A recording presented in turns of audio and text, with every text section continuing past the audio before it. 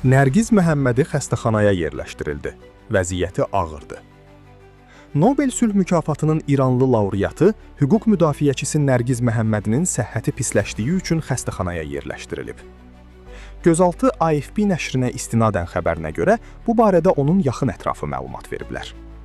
Nərgiz Məhəmmədinin fondunun açıqlamasına görə, vəziyyətinin sürətlə pisləşməsi, 2 dəfə huşunu itirməsi və ağır infarkt səbəbindən o təcili olaraq Zəncandakı xəstəxanaya köçürülüb.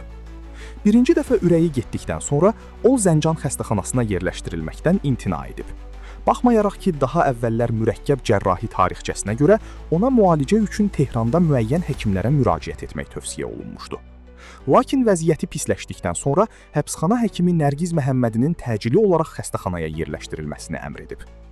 Nəşr qeyd edir ki, hüquq müdafiəçisi təcili terapiya şöbəsinə yerləşdirilib, lakin onun qan təzyiqi kəskin şəkildə dəyişməyə davam edir. Nərgiz Məhəmmədinin ailəsi iddia edir ki, qərar son anda verilib və artıq çox geç ola bilər.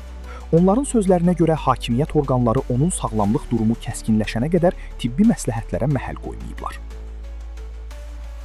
Qeyd edək ki, Nərgiz Məhəmmədi ötən il dekabrın 12-sində Məşhəd şəhərində vəkil Xosrov Ali Kurdinin xatirəsinə həsr edilən mərasimdə bir neçə digər fəalla birlikdə həbs edilib. Xatırladaq ki, hüquq müdafiəçisi İranda görüşlər təşkil etmək, gizli sövdələşmə və təbliğat aparmaqda ittiham olunduğu üçün azadlıqdan məhrum edilmişdi. Söz altında yox, göz altıda qalan.